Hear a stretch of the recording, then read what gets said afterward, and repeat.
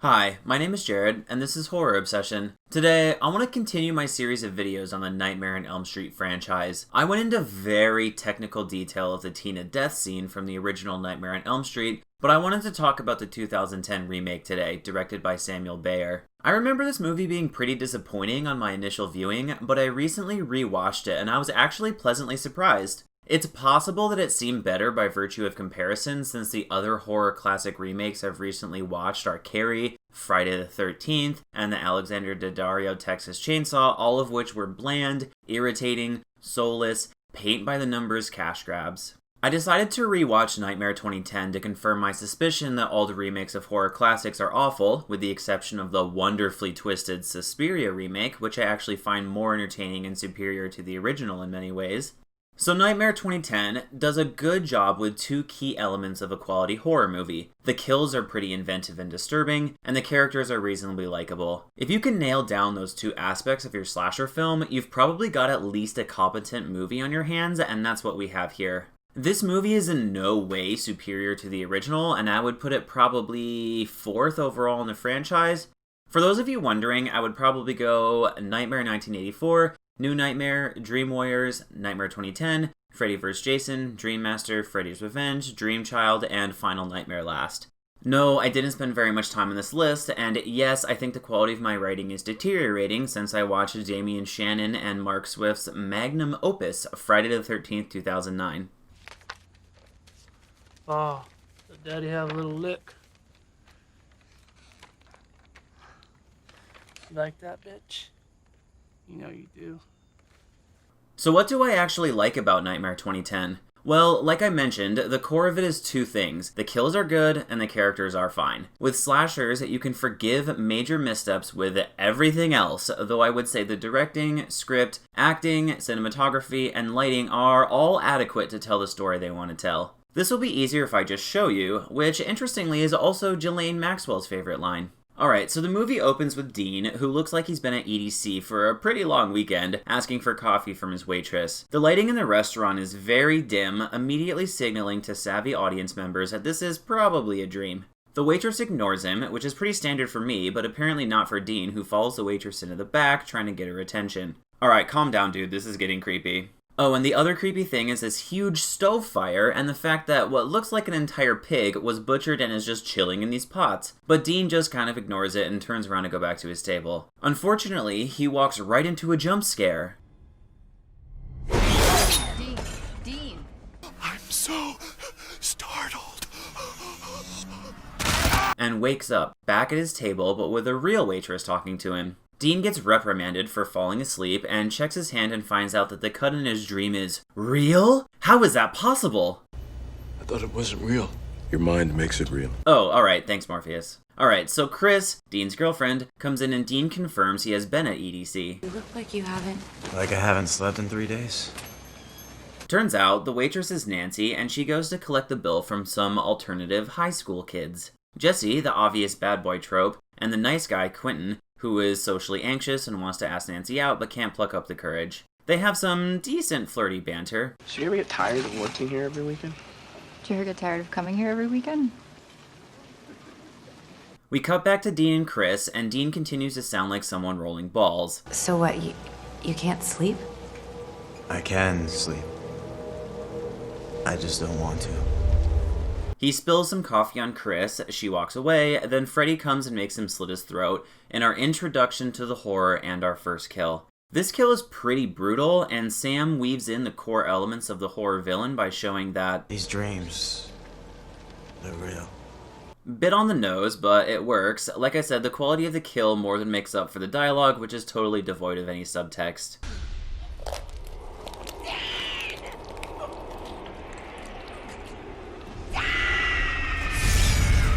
Alright, so everyone is at Dean's funeral, and Chris is hallucinating some little girl with claw marks across her chest. Turns out she fell asleep at the funeral, which, like, first of all, rude, but on second thought, I guess she probably didn't sleep much after watching this.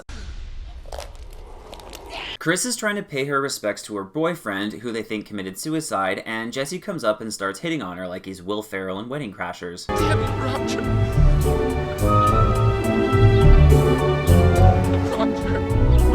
Roger.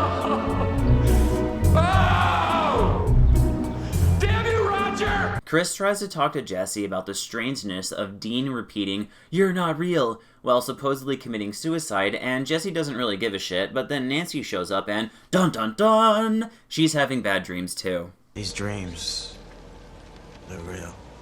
So anyway, back at Nancy's house, she falls asleep and Freddy comes out in pretty dated CGI from the wall to pretend to attack her before Nancy wakes up, in an obvious homage / blatant copying of the far superior scene from the original Nightmare. The fact that this shot looks so much better in a movie made 26 years earlier is a bit sad, but that's a topic for another time. Over at Chris's house, she's flipping through old yearbooks and realizes there are no pictures from when she was younger. She saw a photo of her and Dean when she was 5, and her mom just gaslights her and moves on. Naturally, this backfires, and Chris becomes more curious and goes to investigate the attic, probably the second spookiest place to go in a horror movie house, besides the basement. So anyway, there she finds boxes of stuff from when she was younger, including the dress with the claw marks, which is a bit of a strange thing for the parents to keep around all these years later, and oh, actually it's a dream, and here's Freddy. Chris wakes up just in time, and it seems all of our characters survived their first spooky encounters with Freddy. They actually take the time in this franchise to explain why Freddy does this, and apparently his power grows with the kids' memory of him and their fear, which is basically the same as it, but, you know, at least they're trying. So the next day at school, Chris falls asleep again. So for those of you keeping track at home, Chris has fallen asleep at the funeral, again at home, and then again here in class, all of the span of like 24 hours. Damn girl, we gotta talk about your sleep hygiene because it's horrible. Alright, so obviously Freddy is in the dream, and we get the first glance at the new design of Freddy, and it's terrible. The CGI face is so much worse than the makeup from the original. David Fincher has said that you should only use CGI to capture moments which are impossible to capture with a camera, and hiring one person to do real makeup on your signature villain seems like it would be worth it, so you can avoid having this B-movie looking disappointing, not scary but kind of hilarious bad look. Alright, well, ignoring that, the scene is actually fine, and the set design is kind of cool. Freddy slices off some of Chris's hair and she wakes up screaming, which the rest of the class only somewhat acknowledges before the bell rings and she goes running off. We get an establishing shot of Chris's house, and the camera pans over and lets us know that yes, you are watching the movie you think you are watching. Chris pulls up, and her dog is randomly outside the house, which is definitely weird and sort of a waste of screen time, but Sam probably just wanted to add some red herring odd moments like this to throw the audience off the scent of when we are in a dream and when we aren't. So overall, I think it's okay. The rest of the scene is beyond weird though, since Chris's mom says she has to fly to London for work, then editing cuts to an establishing shot of the house, then cuts back into a master shot, showing them saying their goodbyes. It feels really jarring for me to watch someone cut to a second establishing shot of the same location with no scene in between, but overall a minor gripe. So mom tells her to try and get some sleep, which is probably good advice. I mean, she's sleeping through class like she's an in-season D1 football player. Chris sets the alarm for her house in the least likely to work safety plan since the Maginot Defense. And if you didn't get that reference, well, maybe you were sleeping through your history classes too, weren't ya? Alright, so Chris is grieving over Dean, who apparently was 19.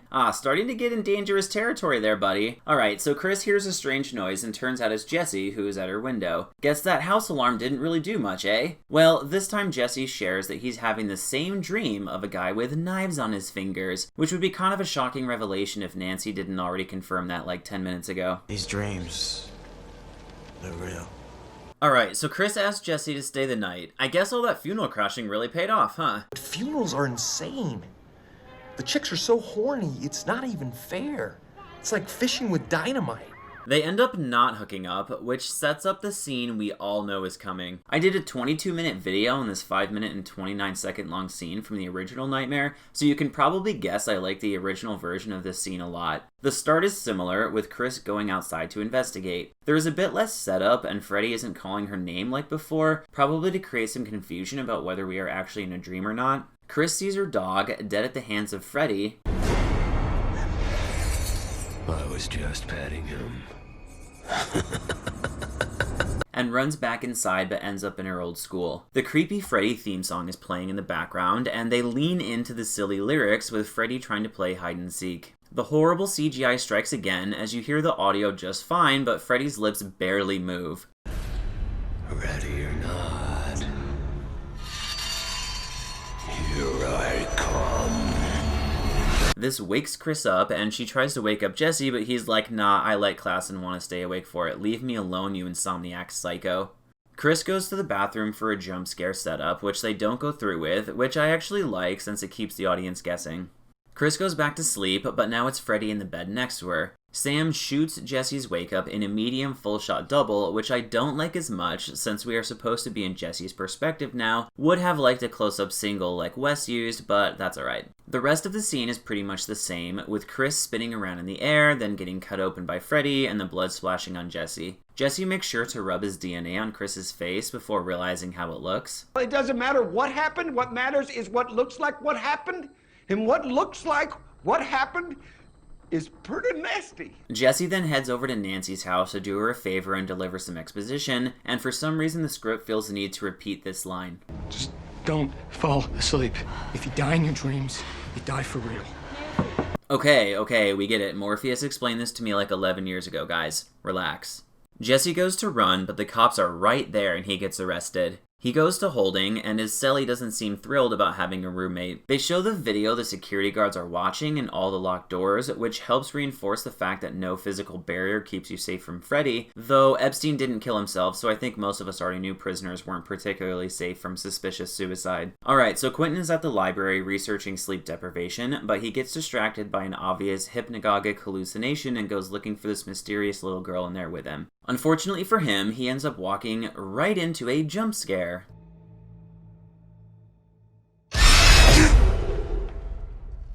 I'm so startled.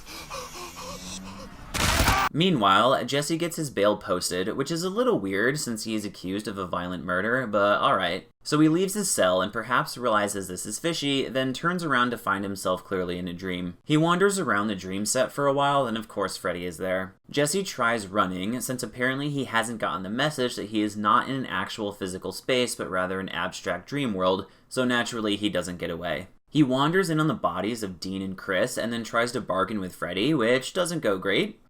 What do you want from me? I don't know, Jesse. You think you could turn back time? Answer me! No.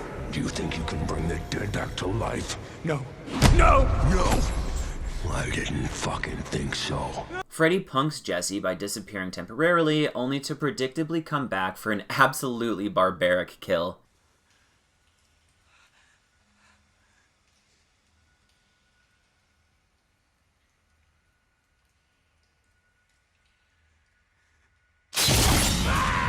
Once again, very cool, inventive kill. Certainly better than this trash.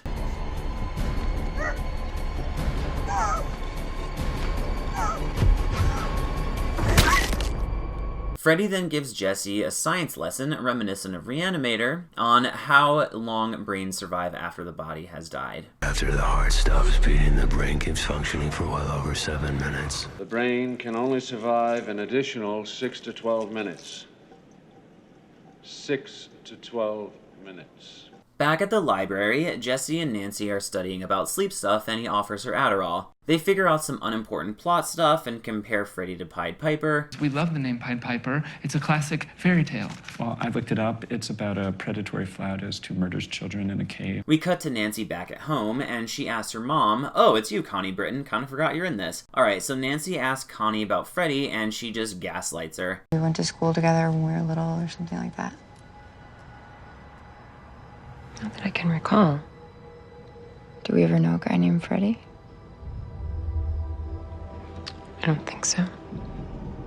I'm sensing a theme amongst these parents. Nancy sets an alarm on her phone and then takes a nap in the bathtub, and we get an almost direct shot-for-shot repeat of the bathtub scene from the original Nightmare.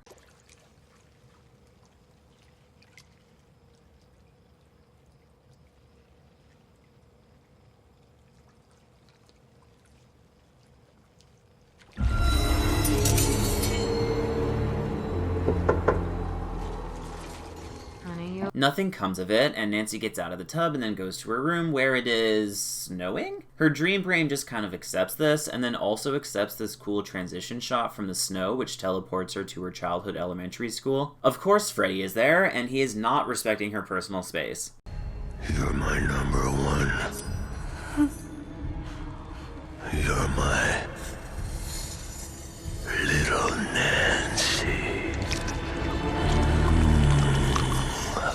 Nancy's alarm goes off and saves her, then Quentin calls and they Sherlock their way into the conclusion their parents are hiding something. They search Connie's office and find a picture of themselves as kids. Connie walks in on them, and her explanation triggers a flashback. We find out Freddy was a gardener who, lived in the basement of the preschool, which is kind of a red flag. Apparently, he and the kids played hide-and-seek a lot. Shockingly, it turns out he was abusing and molesting the kids. Quentin asks a good question. So what did you do? Did you call the police? He left town before we ever were able to confront him. Yeah, somehow I think the police jurisdiction for a serial killer child molester would extend beyond your town. But then again, Epstein and Ghislaine Maxwell got away with their serial child rape for a long time, so who knows. Connie explains her dreams are probably just repressed memories and seems pretty unconcerned for her daughter's mental health, considering supposedly within the last few days Dean killed himself, and then Jesse killed Chris and then killed himself. Maybe stop gaslighting your kids for 1 second. Don't gaslight me. Gaslighting doesn't exist. You made it up because you're f***ing crazy. Nancy researches the other kids online and turns out they're all dead. The Asian dude from Friday 2009 posted a vlog, and Freddy has been trying to get him to go to the basement, but at the end of his video he dies. Quentin has a dream while swimming where Freddy claims he's innocent, which apparently is enough evidence for Nancy and Quentin. We were 5! We would have said anything!